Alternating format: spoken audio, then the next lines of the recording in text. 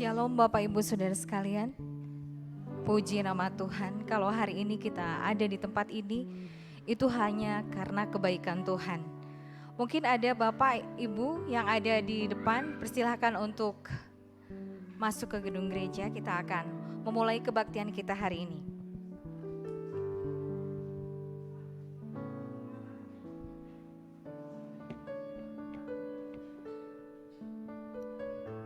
Kita akan siapkan hati dan pikiran kita yang tertuju kepada Tuhan kita, Tuhan Yesus Kristus.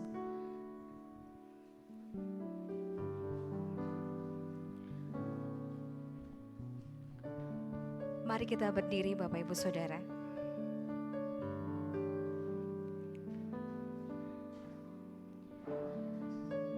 Dari Daud, pujilah Tuhan. Hai jiwaku, pujilah namanya yang kudus, hai segenap batinku. Pujilah Tuhan, hai jiwaku, dan janganlah lupakan segala kebaikannya. Kita akan pujikan layak dipuji disembah karena Tuhan Yesuslah yang layak dipuji dan disembah.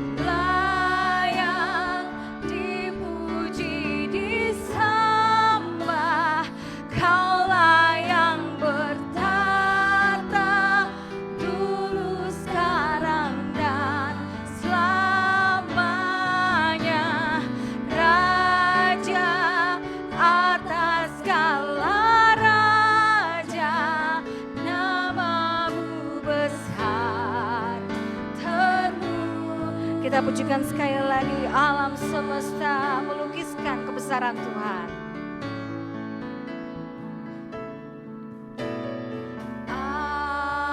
Alam semesta melukiskan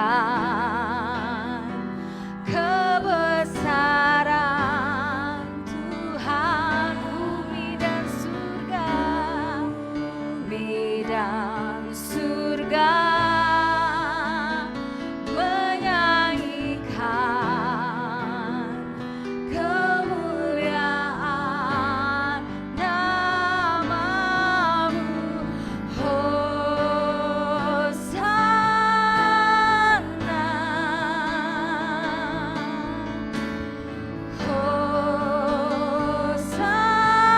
Kita nyanyikan Hosana.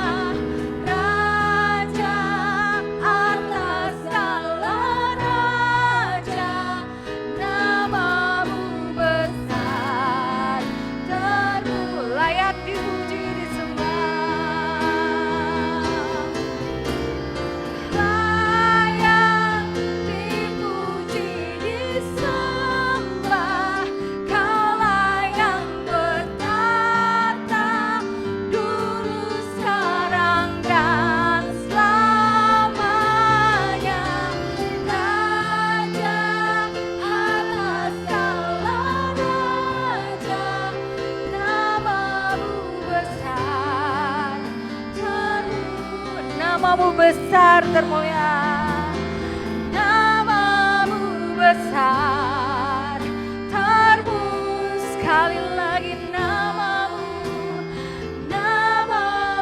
besar termulia. Puji Tuhan, haleluya. Kita akan tundukkan kepala. Bapa di dalam surga, kami mengucap syukur Tuhan karena kasih-Mu yang tidak pernah berkesudahan dalam hidup kami. Kami bersyukur Tuhan untuk setiap napas hidup yang boleh kami rasakan saat ini. Tuhan, pada saat ini kami akan memberikan yang terbaik untuk Engkau Tuhan. Biarlah ibadah kami layak di hadapan-Mu Tuhan. Biarlah Engkau sendiri yang beracara dalam kebaktian kami hari ini. Terima kasih Tuhan Yesus, hanya dalam nama Tuhan Yesus Kristus kami berdoa. Amin. Bapak, Ibu, Saudara dipersilakan untuk duduk kembali. Kita akan nyanyikan pujian kembali, Allah kita benteng teguh.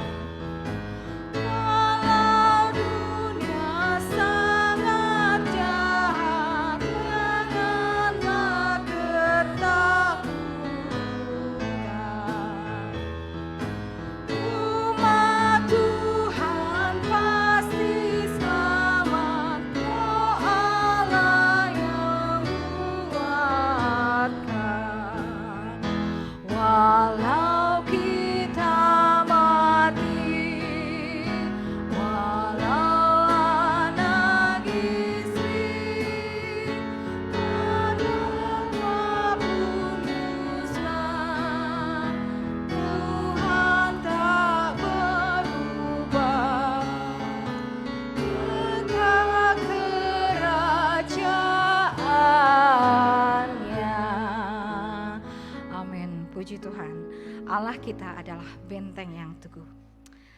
Mari Bapak Ibu Saudara, kita akan membaca Alkitab kita dari Kisah Para Rasul pasal yang ke-26 ayat 12 sampai yang ke-15. Kisah Para Rasul pasal yang ke-26 ayat 12 sampai yang ke-15 kita akan bacakan bersama-sama. Untuk menghormati firman Tuhan, Bapak Ibu Saudara dipersilakan untuk bangkit berdiri.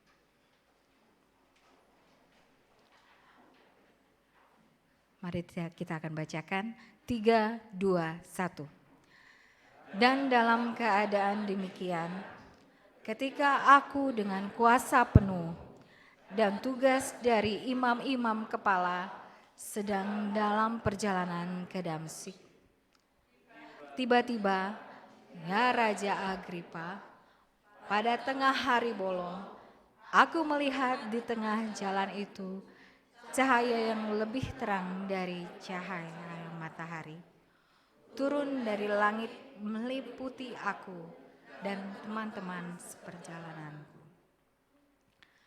Kami semua rebah ke tangan, dan aku mendengar suatu suara yang mengatakan kepadaku dalam bahasa Ibrani, "Saulus, Saulus, mengapa engkau menganiaya aku? Sukar bagimu menendang kegalah rangsang." Tetapi aku menjawab, "Siapa engkau Tuhan?" Kata Tuhan, "Akulah Yesus yang kau aniaya itu." Mari Bapak Ibu Saudara untuk duduk kembali. Nanti kita akan mendengarkan lebih lengkap lagi dari renungan kita hari ini yang akan dipimpin Bapak Hosea. Jangan pernah berhenti berdoa, saudara. Sebab Tuhan tidak pernah berhenti menyertai kita. Jangan pernah berhenti berharap, sebab Tuhan selalu memberkati. Jangan pernah berhenti percaya, sebab mujizat selalu ada setiap hari. Amin Bapak Ibu Saudara. Amin. Kita akan pujikan Tuhan terlebih tahu, Tuhan tahu.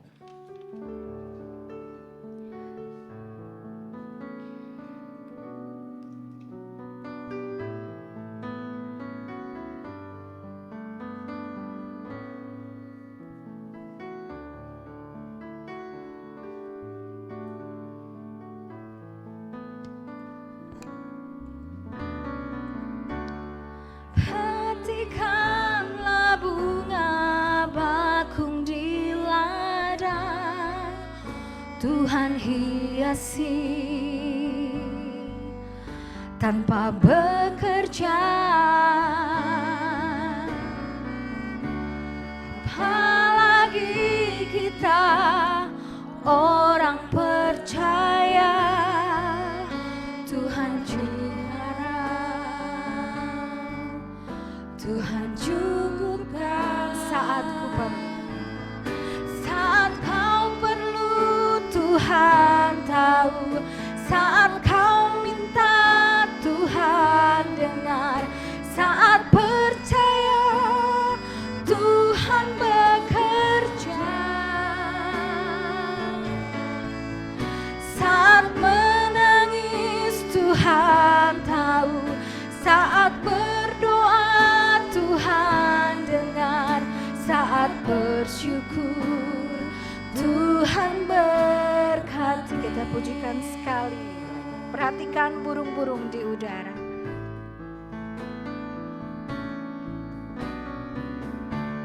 Perhatikan burung-burung di udara.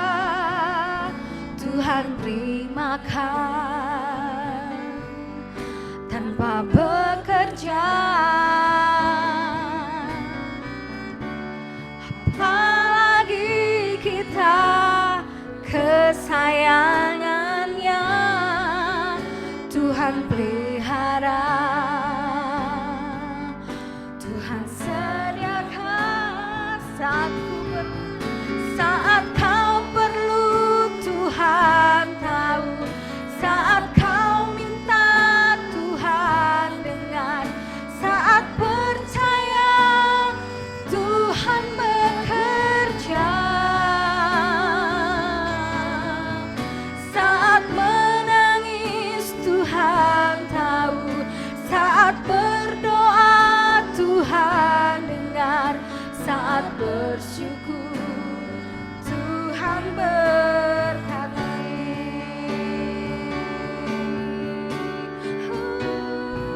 Saat kau perlu, Tuhan tahu. Saat kau minta, Tuhan dengar.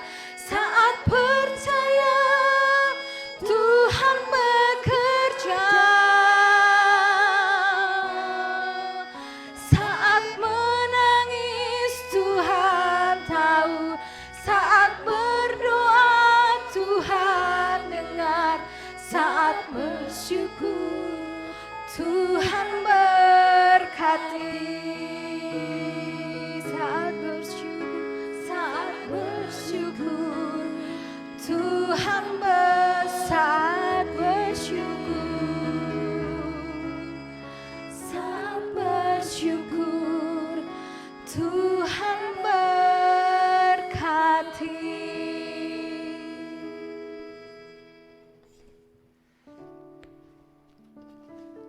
Saudara sekalian yang dikasihi Tuhan Yesus Kristus, mari kita akan menaikkan doa syafaat kita dengan tuntunan dari kitab Mazmur pasal 103 ayat 1 dan 2. Pujilah Tuhan, hai jiwaku.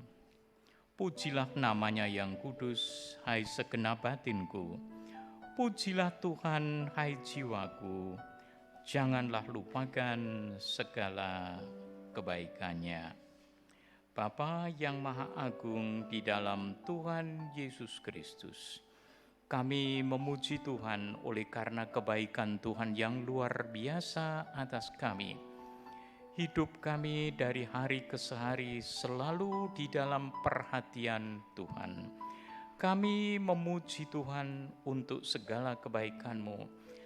Tuhan telah memperhatikan kami, Tuhan mempedulikan kami sampai pada saat ini.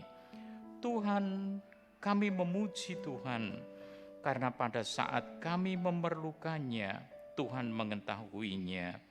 Pada saat kami meminta kepadamu, Tuhan mendengarkan doa-doa kami. Tuhan, kami memuji Engkau, karena pada saat kami percaya Tuhan bekerja melalui kami. Bahkan pada waktu kami semuanya menangis di hadapan Tuhan, Tuhan tidak membiarkan kami. Tuhan mengetahuinya. Tuhan, kami memuji nama-Mu dengan penuh sukacita, penuh dengan kerendahan hati. Kami memuji Tuhan karena pada saat kami berdoa, Tuhan berkenan mendengarkan kami. Dan pada saat kami semua bersyukur memuji nama-Mu ya Tuhan, Tuhan memberkati kami semuanya. Terpujilah nama-Mu sampai selama-lamanya. Hari ini kami menyerahkan saudara-saudara kami yang berkeperluan khusus ya Tuhan. Kalau mereka sedang mengalami kelemahan tubuh, kami berdoa secara khusus untuk mereka.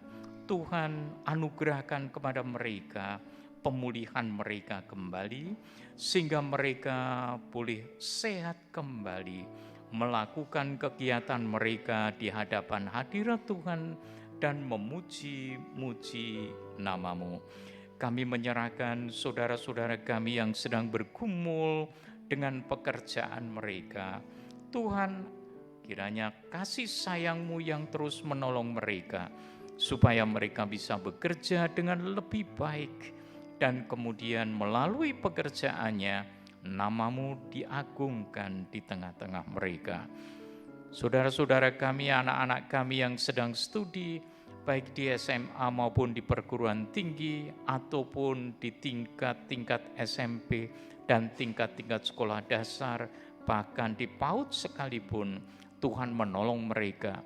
Kiranya mereka pun Tuhan dapat terus menjalankan kehidupan mereka dalam berserah kepadamu. Kiranya mereka memuji-muji nama-Mu, karena memang Tuhanlah yang telah memeliharakan kami. Bapa yang Maha Agung, bagi mereka yang menantikan pasangan hidupnya, kami berseru kepada Tuhan, memohon Tuhan menyiapkan orang-orang yang paling tepat yang akan mendampingi hidup mereka di hari-hari kemudian. Bapa, terima kasih untuk kebaikan Tuhan. Kami memuji Tuhan karena Tuhan mendengarkan permohonan doa kami. Kami juga menyampaikan permohonan untuk GGBI, untuk YBI, untuk semua lembaga-lembaga baptis, dan semua mereka yang melayani di sana. Tuhan, kami menyerahkan mereka semua tanpa kecuali ke dalam tangan-Mu. Kiranya mereka terus memuji-muji Tuhan akan kebaikan Tuhan. Dan biarlah kami juga memuji Tuhan di sini, karena kami tahu bahwa Tuhan mendengarkan doa dan permohonan kami. Tuhan Yesus, terima kasih. Kami pun menyerahkan negara dan bangsa kami ke dalam tangan Tuhan. Tuhan mengetahui segala sesuatu yang sedang kami alami. tidak ada satupun yang tersembunyi di hadapan Tuhan. Itu sebabnya Tuhan, kami menyerahkan pergumulan pemimpin-pemimpin negara kami, supaya mereka dianugerahi Tuhan dengan hikmat dari atas. Karena kami tahu sesuai dengan sabdamu bahwa pemerintah-pemerintah ada karena Tuhan yang mengadakannya demi kebaikan umat manusia. Tuhan, tolonglah pemimpin-pemimpin negara kami dari yang paling atas sampai kepada daerah-daerah dan pelosok-pelosok sekalipun. Tuhan menolong mereka supaya kami semuanya dapat hidup dengan tentram dan tidak ada gangguan apapun juga. Terima kasih untuk kebaikan Tuhan. Kami memuji Tuhan karena Tuhan memberikan kepada kota kami, baik Bandung maupun Cimahi, dalam keadaan damai sejahtera. Terpujilah namamu. Tuhan, kami memuji Tuhan. Jiwa kami bersorak-sorak di hadapan hadirat Tuhan. Kami memuji namamu yang kudus, dan segenap batin kami berseru kepadamu, penuh dengan puji-pujian. Pujilah Tuhan hai jiwaku, dan janganlah lupakan segala kebaikannya. Di dalam Tuhan Yesus Kristus kami sampaikan doa kami. Amin. Terima kasih buat Bapak Diakon Sri Dadi yang telah menyampaikan doa syafaat. Masih ada sukacita Bapak Ibu? Amin. Kayaknya masih lemes ya. Masih ada sukacita untuk Bapak Ibu Saudara? Amin. Kita akan bangkit berdiri. Karena lagu yang akan kita nyanyikan sebentar lagi adalah bersuka di dalam Tuhan. Kita dituntut untuk bersuka cita, memberikan senyuman untuk kanan kiri Bapak Ibu Saudara, bahwa Tuhan baik, bersuka di dalam Tuhan.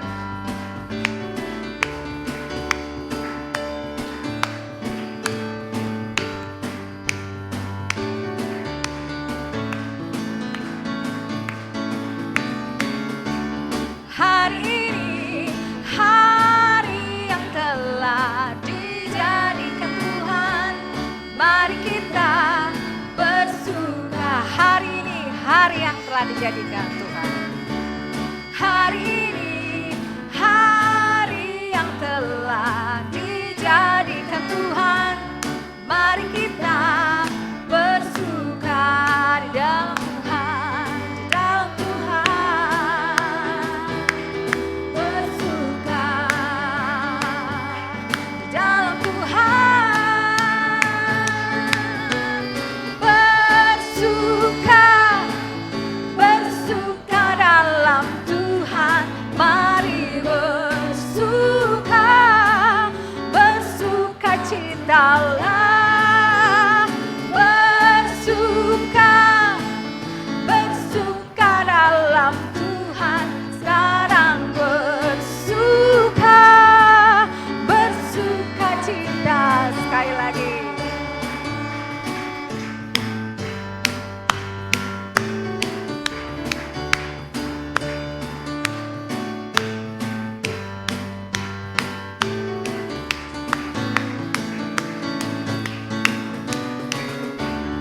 Hari ini, hari yang telah dijadikan Tuhan, mari kita bersuka. Hari ini, hari yang telah dijadikan Tuhan. Hari ini, hari yang telah dijadikan Tuhan, mari kita bersuka. Di dalam siapa? Di dalam Tuhan, dalam Tuhan. Bersuka di dalam Tuhan.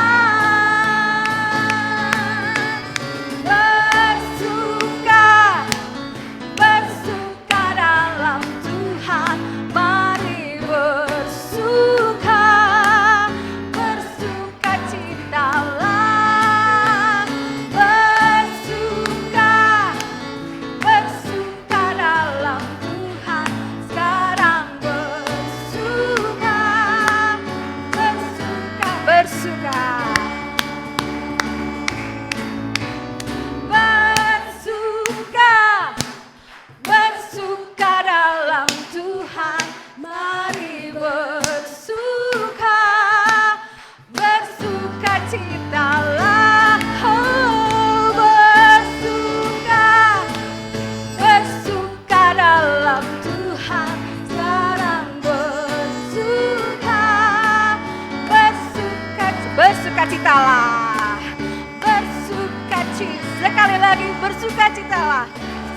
sukacitalah. Puji nama Tuhan. Bapak Ibu Saudara silakan duduk kembali. Pada saat ini kita akan memberikan yang terbaik untuk Tuhan. Persembahan dan perpuluhan yang akan dilayani oleh Bapak dan Ibu Siswoyo.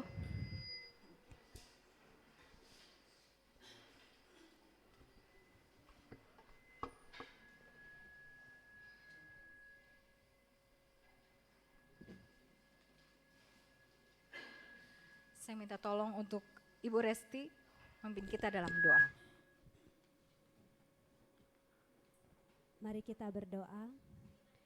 Tuhan Yesus yang baik, terima kasih Tuhan untuk penyertaan dan kasih sayang-Mu selama seminggu ini ya Tuhan Yesus.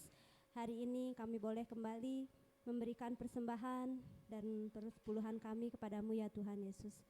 Kiranya Tuhan Yesus memberkati tangan-tangan yang memberi. Dan biarlah Tuhan semua ini hanya kami lakukan hanya untuk kemuliaan nama-Mu saja. Terima kasih Tuhan Yesus. Haleluya. Amin.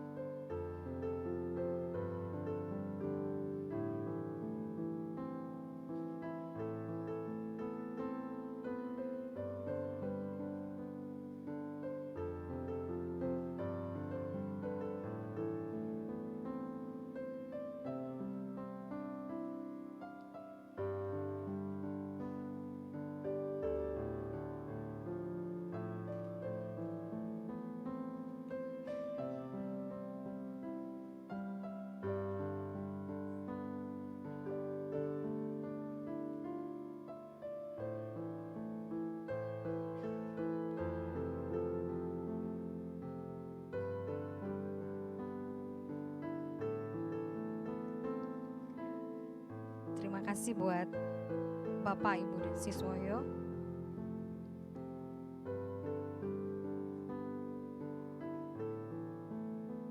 Dan juga Kesia, terima kasih.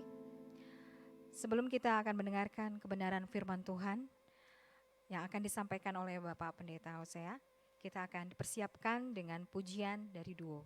Persilakan.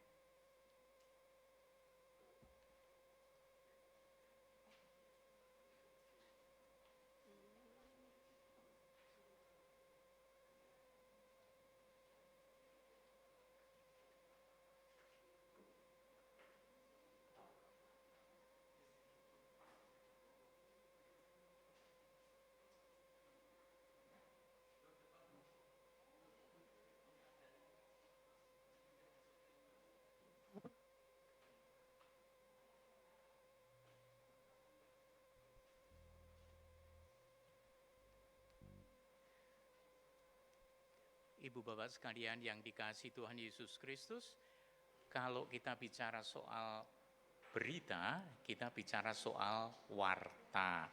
Kali ini kami akan menyanyi berkenaan dengan bagaimana kita akan, istilah yang dipakai, berjalan bersama dengan Tuhan Yesus. Kalau disebut duo, sebenarnya kami lebih cocok itu warta, itu adalah pemberita.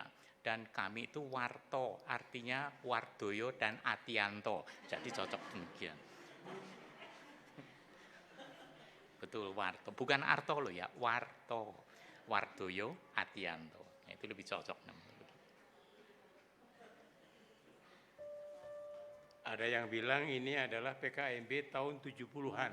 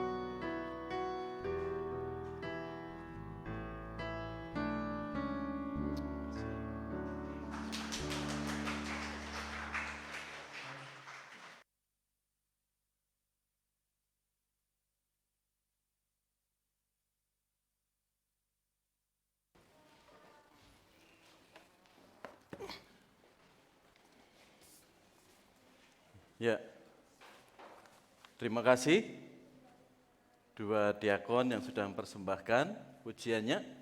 Ya. D2 diakon Sridadi dan diakon Wardoyo. Sungguh nyaman berjalan sertanya, Itulah orang-orang yang berjalan di dalam Tuhan Yesus Kristus. Ada kekuatan, kenyamanan, tantangan sebesar apapun di hadapannya. Hari ini kita belajar galah rangsang Allah. Siapa yang dapat melawan galah rangsang Allah? Mari kita berdoa lebih dulu. Bapa yang di surga, berfirmanlah bagi kami hari ini, pakai hamba-Mu, sehingga pemberitaan firman-Mu saat ini boleh memberkati kami. Dan kami mengenal Engkau, dan semakin mengerti kehendak Engkau dalam hidup kami, dalam keluarga kami, dalam panggilan kami. Di dalam nama-Mu Tuhan Yesus Kristus, kami serahkan doa ini. Amin. Ya, galah rangsang Allah. Sebelum kita melihat galah rangsang itu apa, perhatikan di sini. Ya, bagaimana pengalaman Paulus dalam pelayanan setelah mereka bertobat, dan teks di sini saat Paulus sudah melakukan misinya pertama, kedua, dan ketiga dari tahun 49 sampai 55, dia kembali ke Yerusalem dan terus bersaksi di hadapan Raja Agripa. Demikian.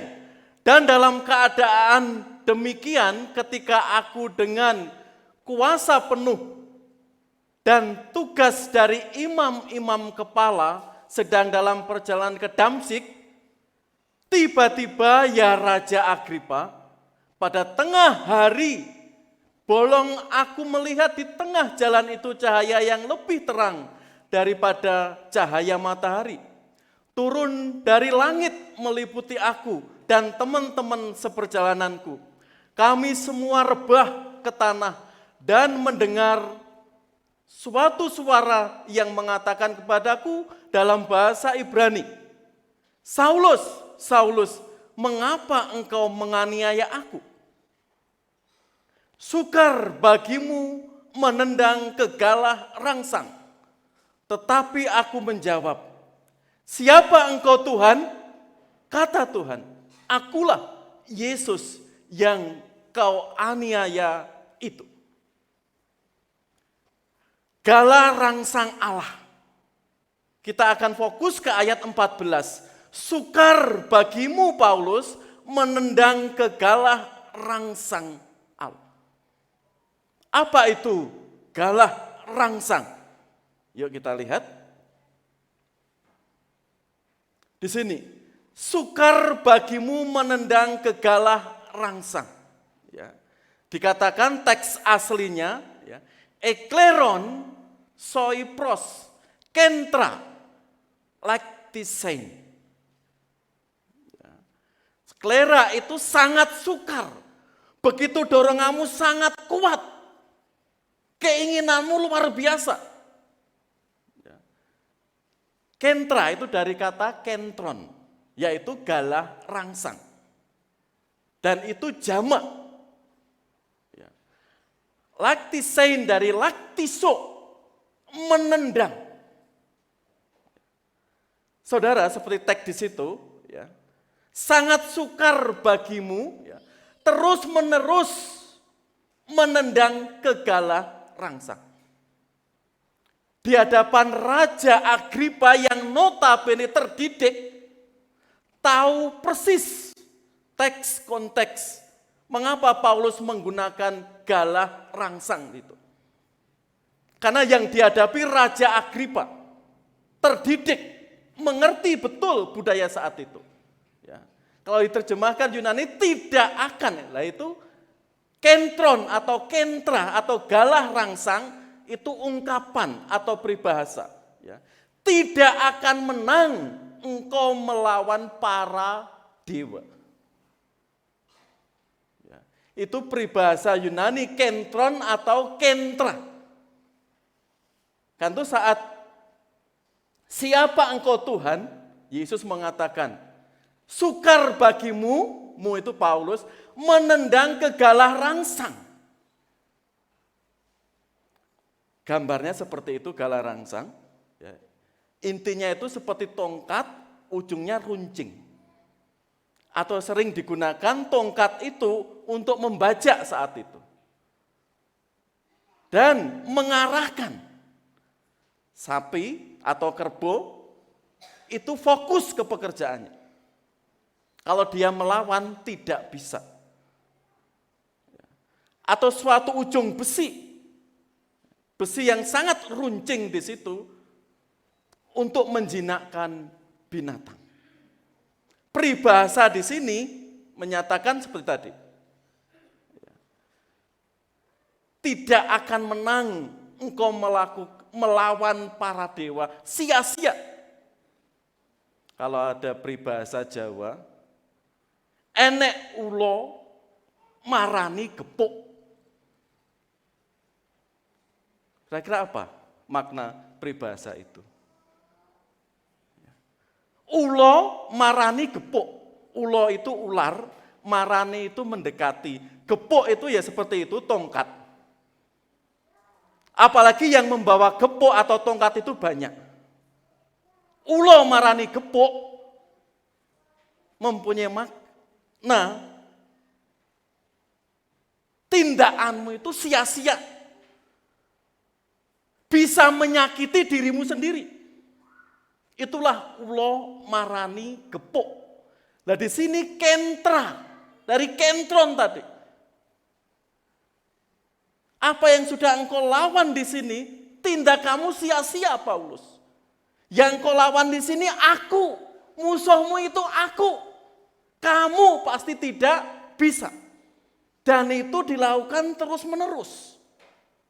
Bagaimana Paulus dan teman-temannya membunuh umat Tuhan, orang-orang Kristen saat itu, saat di Yerusalem.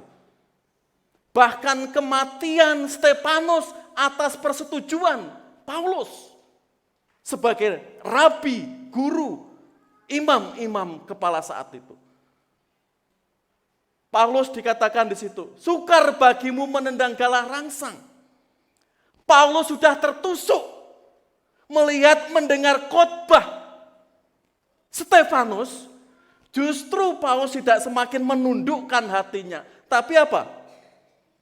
Paulus melawan tusukan itu, kuasa Roh Kudus itu. Dampaknya apa kalau melawan? Sukar bagimu Paulus menendang ke galah rangsang.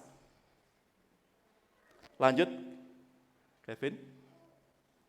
Di sini, saat Paulus mendengar khotbah Stefanus yang sangat lantang itu, orang-orang yang mendengarnya tertusuk hatinya.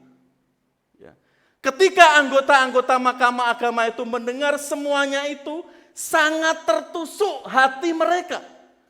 Maka mereka menyambutnya dengan gertakan gigi. Mencep gitu. Alah, bicara apa itu? Saulus juga setuju bahwa Stefanus mati dibunuh. Pada waktu itu mulailah penganiayaan yang hebat terhadap jemaat di Yerusalem. Tetapi Saulus berusaha membinasakan jemaat itu dan memasuki rumah demi rumah dan menyeret laki-laki dan perempuan keluar dan menyerahkan mereka untuk dimasukkan ke dalam penjara. Jadi sukar bagimu untuk menendang ke galah rangsang. Paulus dan teman-temannya tertusuk hatinya. Sakit hatinya mendengar khotbah Stefanus. Justru rasa sakit itu dia tidak tunduk, dia tidak berserah dan melawan. Karena itu Tuhan berkata apa? Sukar bagimu, Paulus, untuk menendang ke galah rangsang. Yang kau hadapi di sini kuasa Roh Kudus. Dan engkau semakin tak berdaya menghadapi kuasa Roh Kudus. Itu maksudnya saudara. Sukar bagi Paulus untuk menendang kegalaran. Yang dilawan itu kuasa Roh Kudus. Teman-teman Paulus Orang-orang Farisi sakit hati mendengar khotbah Stefanus. Justru mereka tidak bertunduk, tidak bertobat, tidak menyambut, tidak sadar. Justru melawan. Itulah saudara kesaksian Paulus di hadapan Raja Agripa tadi. Sukar bagimu menendang kegalah rangsang. Apa yang kamu lakukan ini, Paulus, sia-sia. Engkau akan menyakiti dirimu sendiri.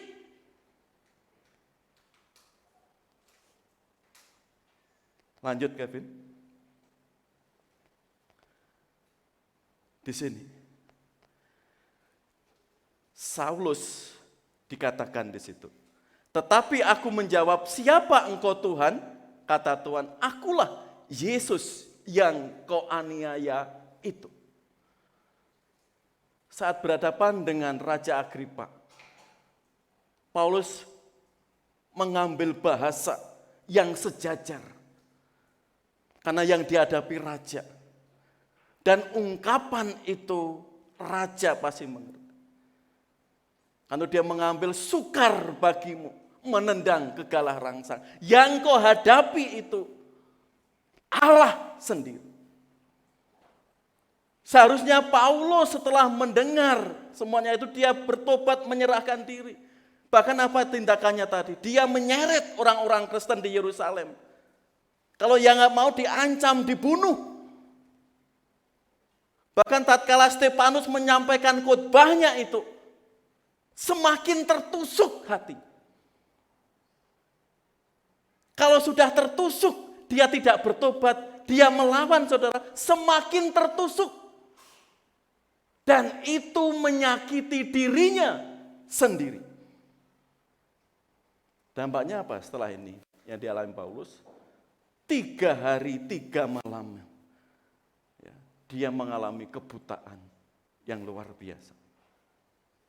Disitulah titik balik hidupnya. Galah rangsang Allah yang ia lawan, Stefanus tertunduk dan tidak bisa melakukan apa-apa. Lanjut, Ben. Saudara, bagaimana keadaan kita tatkala mendengar khotbah atau firman Tuhan, baik melalui pujian, baik melalui renungan, baik mendengarkan di radio, di TV. Tatkala galah rangsang itu menusuk kita, bagai angin lalu, atau semakin melawan galah rangsang itu,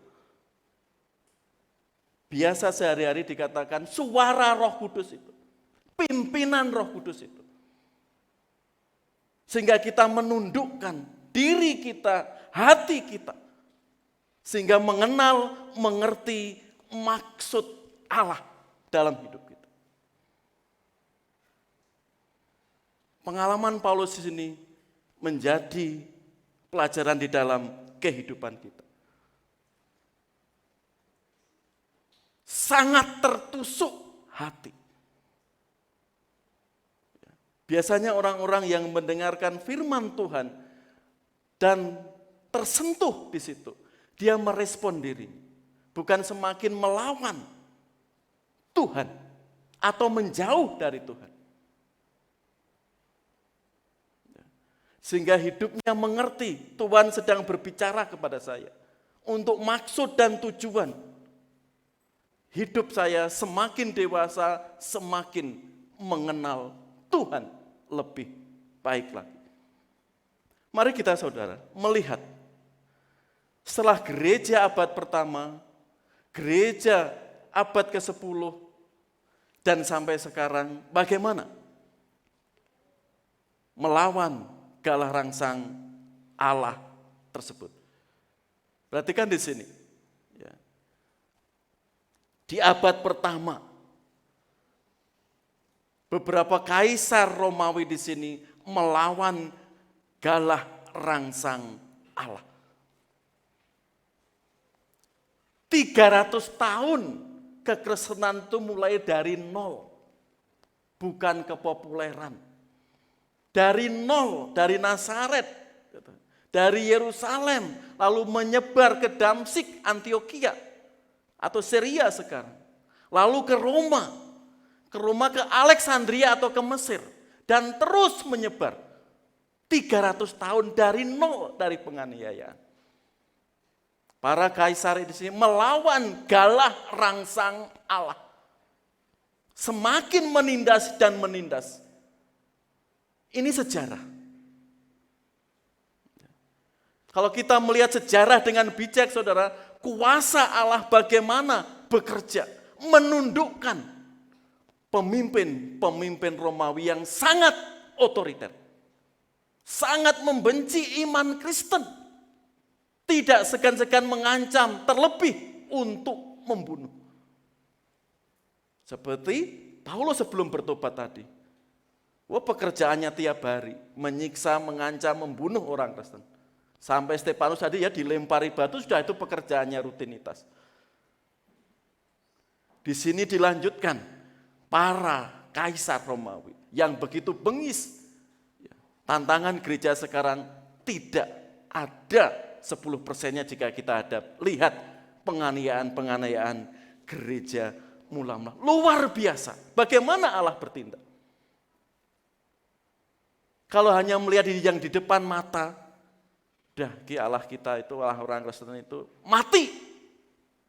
Gak peduli, gak tahu penderitaan umatnya. Tapi tahun 325, Kaisar Konstantin,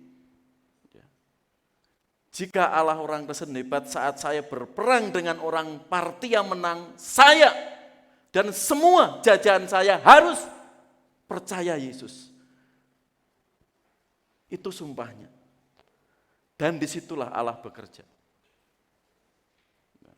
Tatkala Konstantin menang melawan kerajaan Persia, sehingga kaisar itu memerintahkan semua Eropa harus percaya Yesus Kristus. Yang tadinya teraniaya, orang pinggiran, miskin semua. Setelah lampu hijau, semua gereja, betapa senangnya orang menjadi Kristen. Mulai pejabat, mulai berkuasa, mulai pemimpin negara menjadi Kristen. Allah tidak kalah dengan kekuasaan para kaisar. Tapi apa yang terjadi? Masa kegelapan gereja. Lanjut. Setelah Kristen mayoritas di Eropa mulai dipersalahkan. Mulai terjadi penyelewengan Alkitab. Salah satunya indulgensia. Dia menyamakan dirinya seperti Tuhan para pimpinan gereja Roma Katolik. Ingat, gereja Roma itu ada 3, Ortodok di Syria, juga Yunani ada, di Mesir ada, ini di Roma. Karena Luther harus dirombak. Karena Alkitab harus diberitakan. Ini negara kalau jadi satu dengan pemerintahnya di sini. Ini sejarah gereja yang kelam, abad pertengahan. Masih ingat? Perang salib, Kevin, Gerrit, sejarah gereja. Itu lembaran hitam gereja. Menyerang negara A, menyerang nama B, mengacungkan salib. Tapi demi kekuasaan. Martin Luther protes. Gereja harus kembali ke tempatnya, harus kembali ke Alkitab. Tantangannya luar biasa Bapak Ibu. Seperti itu. Tokoh-tokoh gereja yang melawan pemerintahan Roma Katolik, penyiksaannya seperti itu. Itu sesama Kristen saat itu. Karena gereja sudah tidak berdasar Alkitab lagi, Martin Luther protes. Gereja yang protes itu penyiksaannya seperti itu. Ini sejarah hitam, sejarah kelam gereja. Martin Luther tetap kokoh dalam pendirian.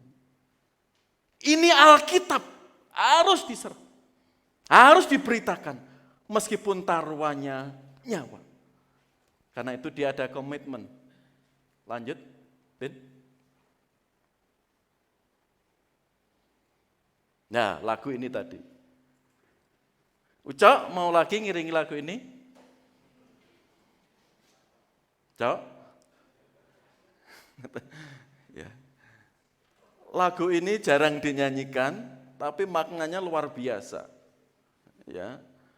Memang ketukan temponya meliuk-liuk gitu ya. Itulah yang ditulis Martin Luther. Ya. Meskipun pemimpin-pemimpin gereja Roma Katolik Barat mengancam membunuh, dia mempunyai keyakinan. Galah rangsang Allah sangat kuat. Kuasa Roh Kudus sangat hebat. Dia kota benteng, dia kekuatan saya. Karena apa? Martin Luther mengalami. Sebelum dia belajar Alkitab dengan betul, dia sudah tertusuk galah rangsang Allah. Awalnya dia melihat praktek-praktek seperti itu tidak Alkitabiah di situ. Dia tertusuk dan kembali harus ke Alkitab. Dia tertusuk merespon. Karena itu dia mengatakan apa? Allah kita benteng teguh, naungan dan perisai, penolong kita yang sungguh dalam ombak badai. Dia dan teman-temannya diancam, saudara, untuk menyatakan kebenaran, sola gratia, sola fide, sola scriptura. Kembali ke Alkitab, kembali iman yang menyelamatkan. Kembali dinyatakan keselamatan itu anugerah, bukan pengampunan dosa dari para paus saat itu. Itu yang diyakininya. Karena itu dia menulis syair lagu ini. Ya, dengan kuasanya yang tiada taranya di atas bumi ini. Yang tinggi hati akan jatuh. Usaha mereka akan runtuh.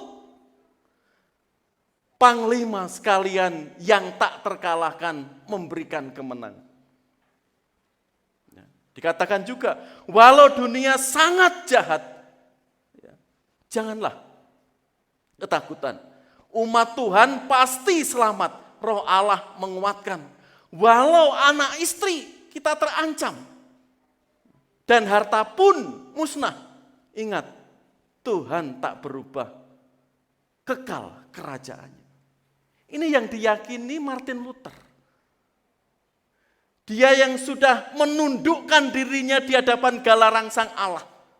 Dia yang sudah merespon pimpinan Roh Kudus dengan betul. Karena dia mengalami pertobatannya, saudara Martin Luther, setelah dia mendapatkan gelar S3-nya. Filsafatnya, hukumnya. Dia menyambut dan menundukkan diri kepada Allah. Allah kita hebat. Apa yang kita perjuangkan, pasti kita akan menang. Karena itu Allah kita benteng teguh. Baru berapa tahun keyakinan Luther ini diakui Gereja Katolik Roma. Bahwa apa yang diperjuangkan, sola fide, sola scriptura, sola gratia itu diakui. 50 tahun, 100 tahun, 300 tahun, mari kita lihat. Di sini saudara, baru 500 tahun.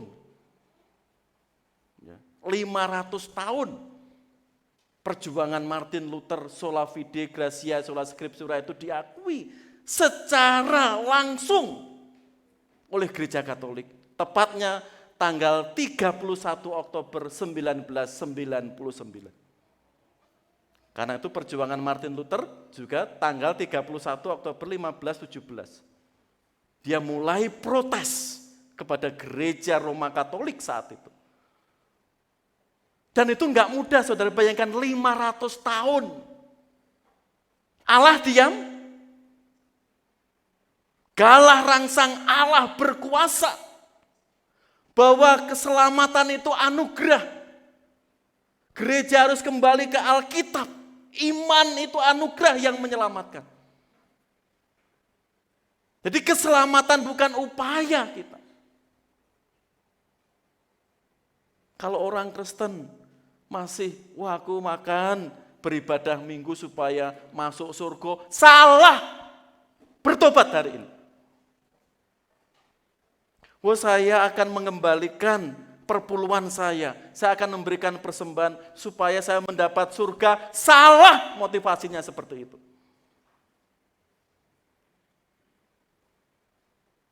Tidak menghargai pengorbanan Yesus Kristus. Jadi belum mengerti juga perjuangan Martin Luther yang luar biasa.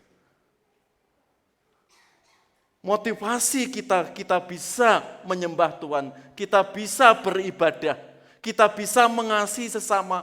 Motivasinya apa? Karena Yesus sudah menyelamatkan kita. Yesus sudah mengasihi mati untuk kita. Kan tuh kalau kita datang ibadah itu wujud syukur, aku bisa menyembah Tuhan. Tapi kalau tujuannya supaya mati masuk surga, itu salah.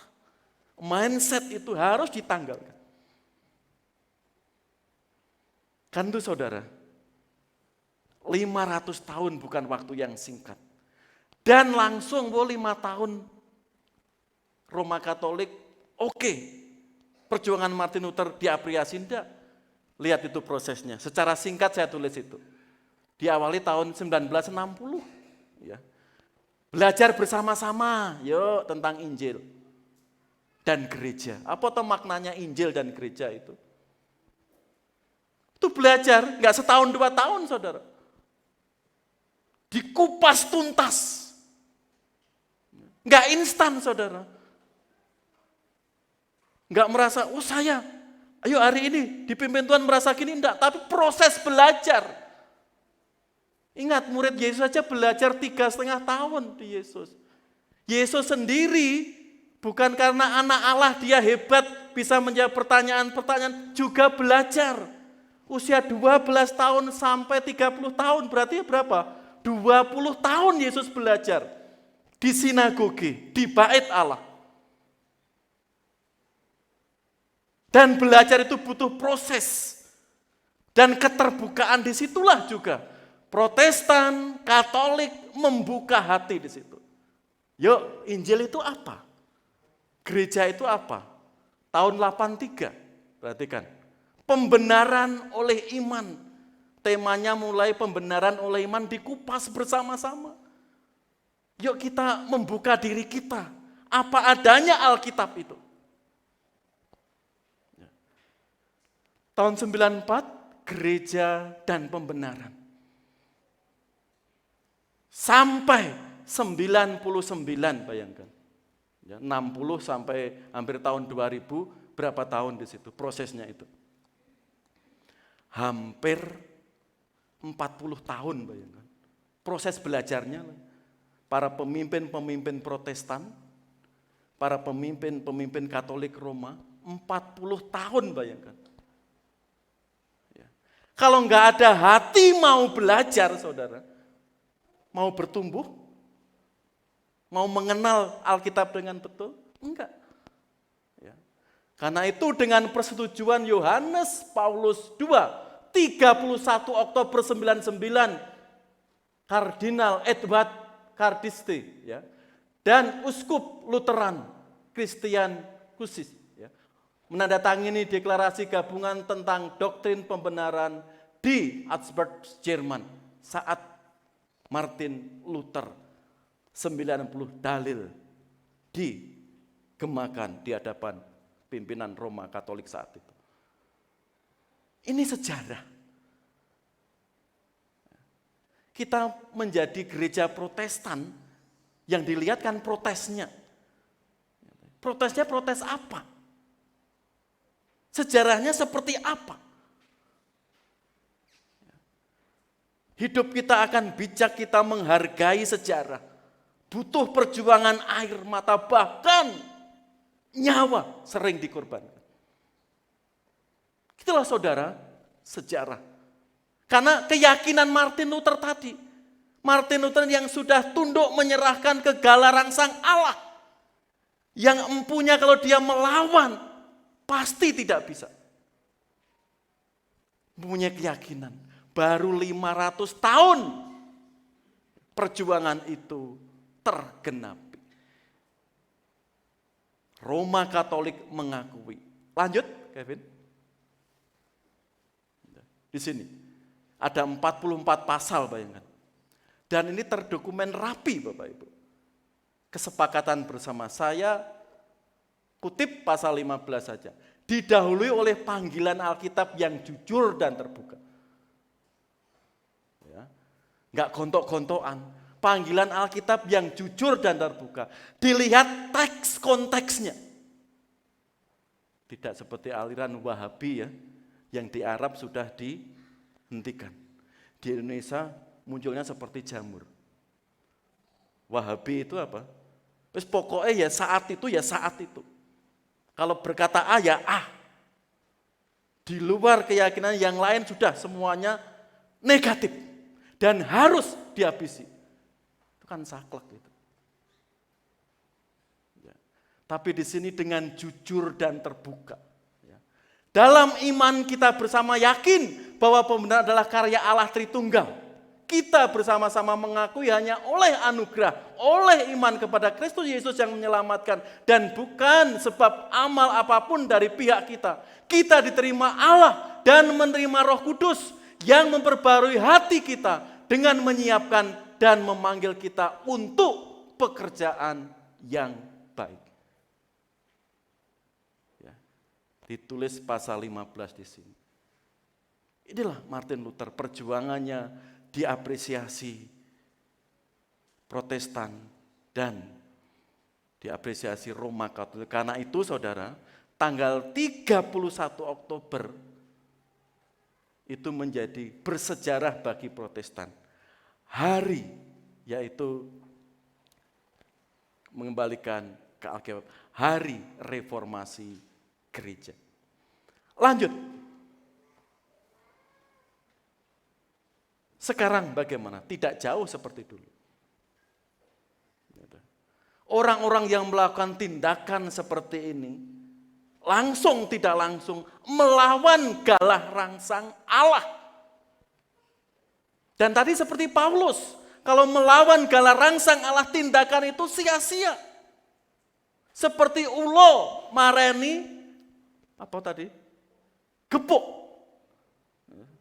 Ulo mareni gepuk. Sia-sia. Wong sing nggo gepuk itu wong akeh, orang banyak.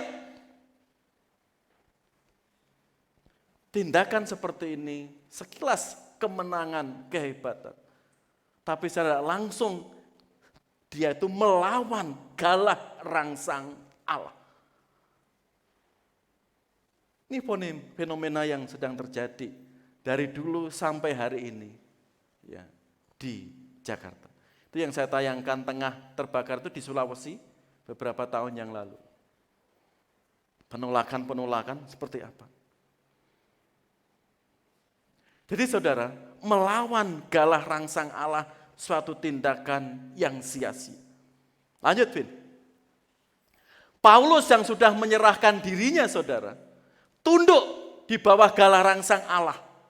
Karena bertobat kepada Kristus. Setelah melihat kenyataan itu apa yang terjadi? Dia katakan, saudara-saudaraku yang kekasih, janganlah kamu sendiri menuntut pembalasan. Tetapi berilah tempat kepada murka Allah. Sebab ada tertulis, pembalasan adalah hakku. Ya. Akulah yang akan menuntut pembalasan. Itulah firman Tuhan. Ini Paulus. Setelah dia tunduk, tidak berdaya melawan galah rangsang Allah tadi. Melihat teman-temannya, gerejanya yang sering dirintis mengalami seperti itu. Udah, biar Allah yang membalas kejahatan di sini. Karena Paulus sudah merasakan. Waktu ke Damsik. Ke Damsik untuk apa? Wah, memburu, menghancur. Disitulah Yesus menampakkan diri. dan disaksikan di hadapan Raja Agripa lagi. Sia-sia tindakanmu melawan gala rangsang Allah. Setelah dia tundukkan dirinya di hadapan Allah dan kuasa Roh Kudus. Di sini saudara. Paulus mengajak kita juga hari ini. Firman Tuhan di sini. Untuk mendoakan. Kalau Allah sedang berkarya. Memakai si A si B yang sedang memporak-porandakan. Seperti gambar ini. Allah kita enggak tidur. Allah kita enggak diam. Amin. Kita harus mendoakan mereka. Itu yang dari luar, yang dari dalam bagaimana? Lanjut. Sini, gala rangsang Allah. Ya, melawan gala rangsang Allah adalah tindakan yang sia-sia. Di sini perhatikan. Ya. Suami istri Ananias dan Safira itu. Dia mendustai, dia melawan Roh Kudus. Konteksnya saat itu terjadi pencurahan Roh Kudus. Pertobatan luar biasa. Semua yang sudah percaya Kristus membawa hasil jualannya. Diserahkan di bawah kaki para rasul. Lah suami istri ini kong kali kong. Dikatakan Ananias dan Safira itu. Petrus berkata apa? Ananias dan Safira, hatimu sudah dikuasai iblis sehingga engkau mendustai Roh Kudus dan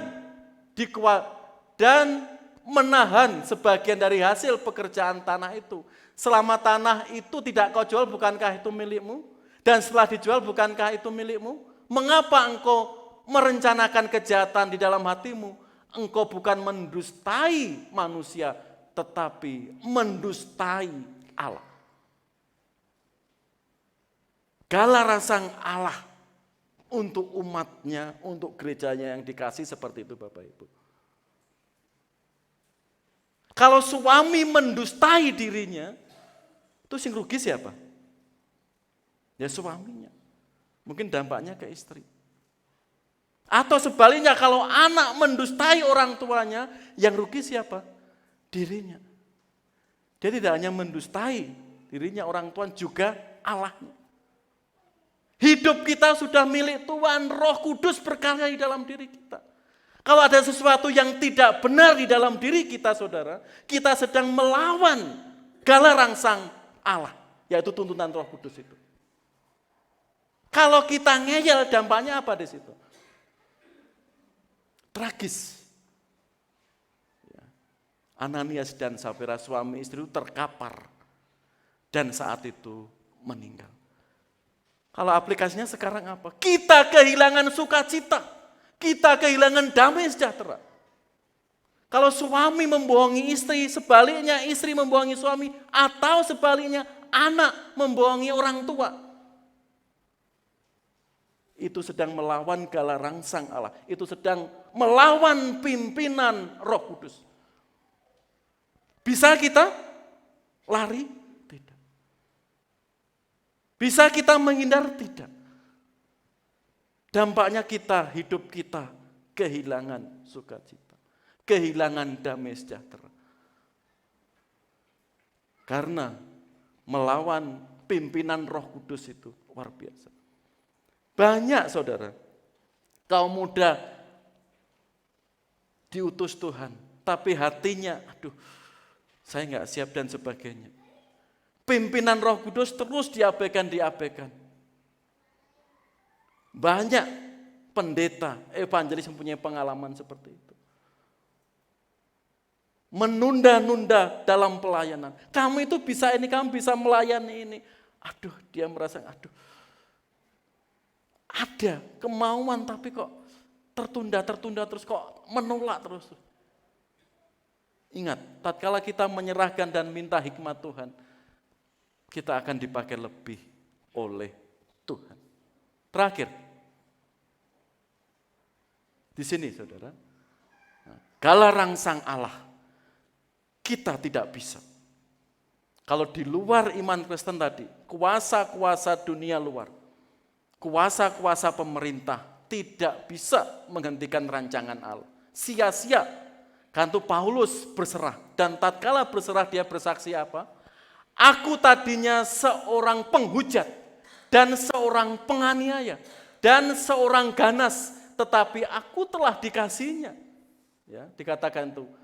Kristus Yesus datang ke dunia untuk menyelamatkan orang berdosa.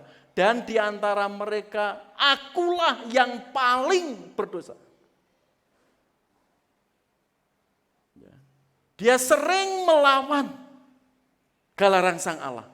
Dia sudah tertusuk, sudah tahu kebenaran dan tertusuk, tidak bertobat. Tapi malah melawan. Sia-sia tindak kamu, Paulus. Dia akui di sini. Kan tuh saudara, baik Paulus, Musa, Yeremia, Yunus, Ananias, Safira, dan Daud. Ini orang-orang yang pernah jatuh dan melawan galaran sang Allah. Musa, Tuhan saya enggak bisa.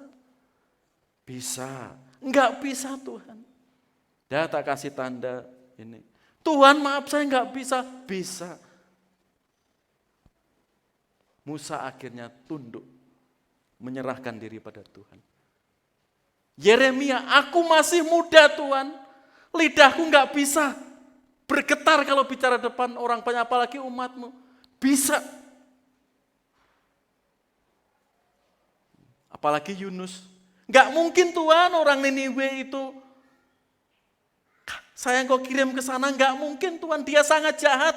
Engkau enggak mungkin Tuhan. Engkau salah Tuhan memilih, pergi ke sana. Yunus apa? Malah pergi ke yang lain. Ya. Malah pergi ke Tarsus. Enggak ke Niniwe. Pasti Allah salah. Buang dulu ke laut, baru Yunus sadar. Apakah menunggu seperti itu? Daud tak kalah jatuh dalam dosa. Dia langsung mengevaluasi dirinya. Galaran sang dari Allah, pimpinan roh Allah yang menyimpin, tertusuk hatinya. Daud melawan, Daud semakin menyerahkan dirinya. Daud membenamkan kesombongannya, kedagingannya. Mari saudara, Tuhan sedang bicara apa dengan talenta Anda, diri kita, hidup kita. Roh Tuhan tahu saat ini. Atau kita sering melawan galaran sang Allah itu, sia-sia tindakan kita. Kalau Allah pernah berbicara Anda mau dipakai Tuhan luar biasa, dan itu berbicara terus Allah, katakan, aku siap Tuhan.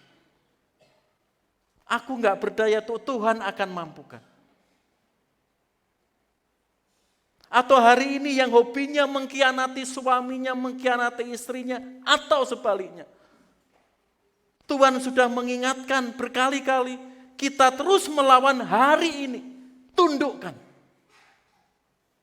Allah berotoritas, Allah tahu. Kita mempunyai beban, kita mempunyai masalah, tapi kita pura-pura tidak mempunyai semuanya itu. Di hadapan Tuhan kita seakan-akan bisa semuanya. Katakan Tuhan ini aku. Kan itu saudara, galaran sang Allah, kita tidak bisa menghindar jika Allah berkehendak bagi kita.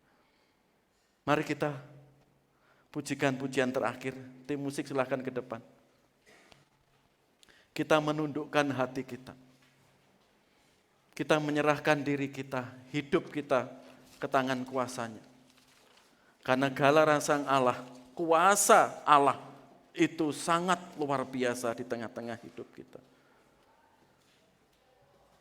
Kita pujikan pujian Tuhan tahu. Tuhan mengerti semua isi hati dan pikiran kita. Karena itu kita datang kepadanya dengan hati,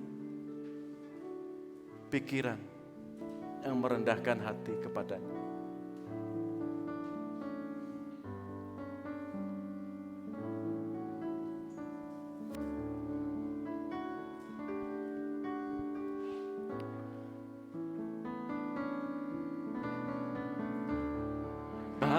Matikanlah bunga bakung di ladang, hiasi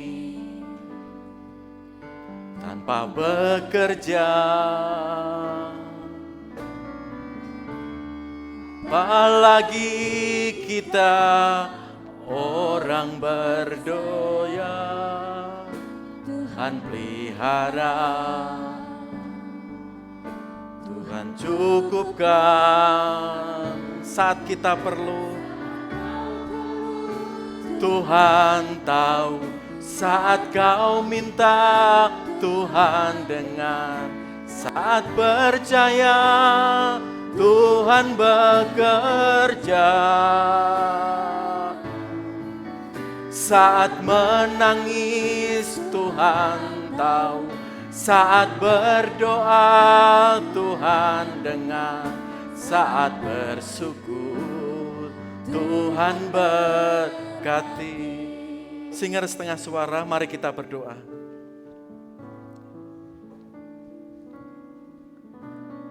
Jemaat yang dikasihi Tuhan, Tuhan sangat tahu apa yang kita harapkan, kita butuhkan. Tuhan ingin kejujuran kita, keikhlasan kita menerima. Tuhan tahu air mata kita, kesedihan kita. Tuhan tahu kekhawatiran. Mari, seperti pujian tadi, kita mensyukuri apa yang sedang terjadi di hadapan kita. Tuhan sedang bekerja, memberkati hidup kita, keluarga kita, pasangan kita, anak-anak kita, cucu-cucu kita.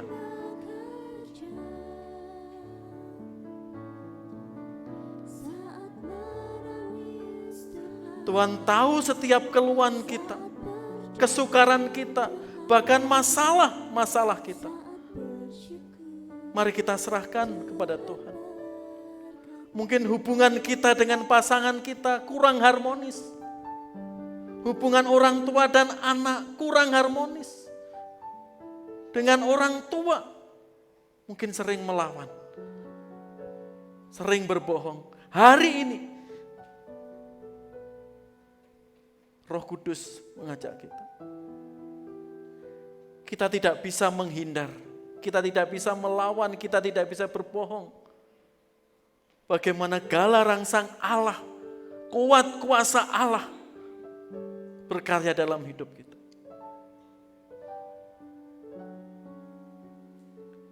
Terima kasih Bapa di surga. Ini kami jemaat-Mu menyerahkan keluarga kami, pasangan kami, anak-anak kami, cucu-cucu kami, bahkan setiap orang tua kami. Biarlah hidupnya semakin berserah kepada Engkau. Kami semakin takut, kami semakin menghargai, semakin peka kuasa-Mu Tuhan. Sehingga hidup kami mengalami shalom, damai sejahtera. Biarlah apa yang sudah kami serahkan, diri kami, keluarga kami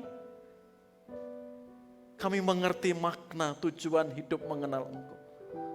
Kadang ada tantangan dari luar, kadang tantangan dari dalam. Kami melihat kasih anugerah-Mu Tuhan yang begitu besar, hebat bagi kami. Kami syukuri Tuhan, karena dengan disyukuri berkat-Mu datang, kekuatan datang, di luar kemampuan, di luar yang kami pikirkan. Terima kasih Tuhan Yesus. Ketangan kuasa-Mu, Kau melawat kami semua. Haleluya. Amin.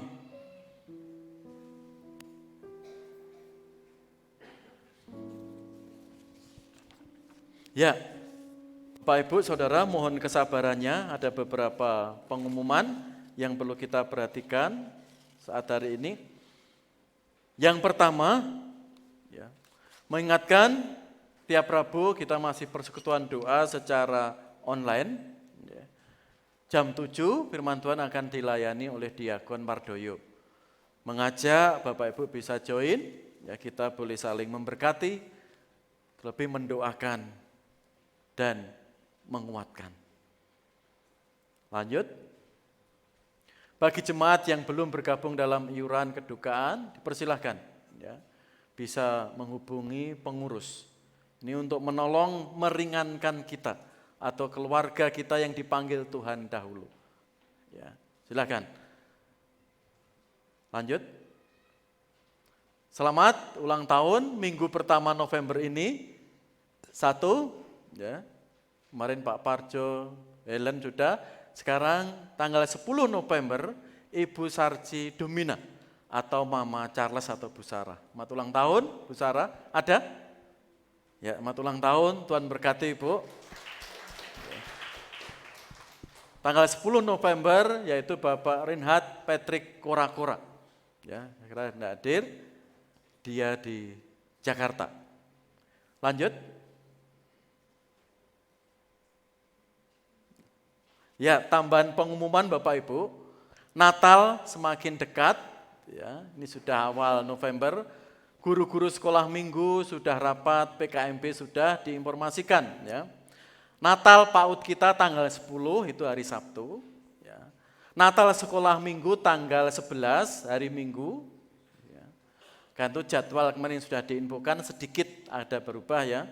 Dan Natal gereja tanggal 17 Desember, yaitu hari Sabtu sore. Ya, kita akan mengundang GPI Anugerah seperti biasanya. Ya. Dan tanggal 25 tahun ini itu di hari Minggu. Ya. Itu terjadi berapa puluh tahun sekali ya itu. Ya. Khusus tahun ini tanggal 25 itu hari Minggu.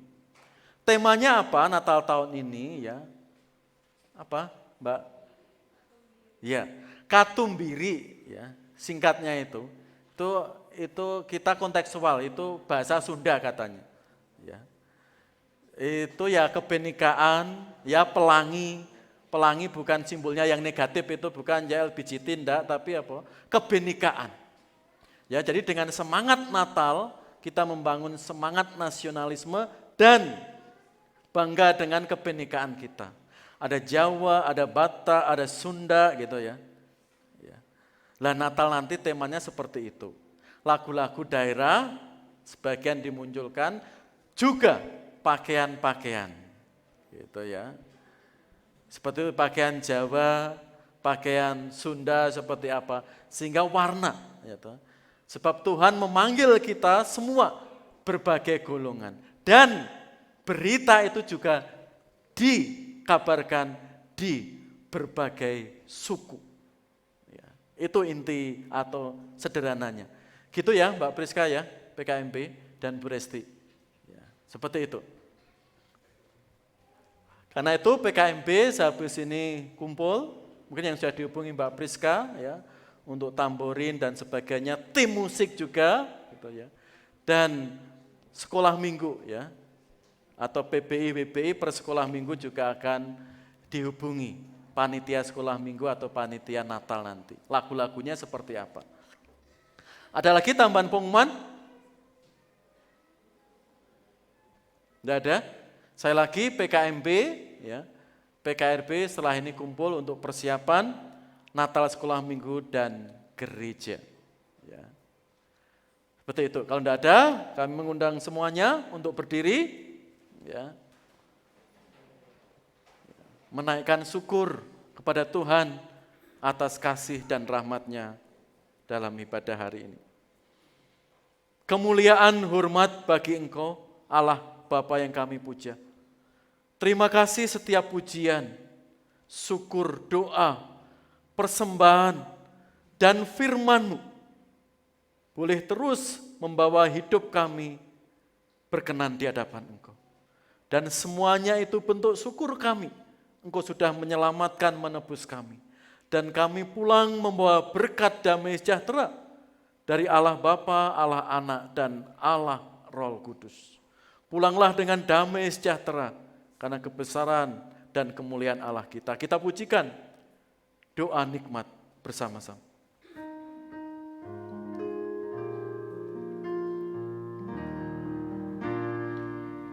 Allah Yesus Kristus, kasih Bapa di surga, dan karunia Roh Kudus,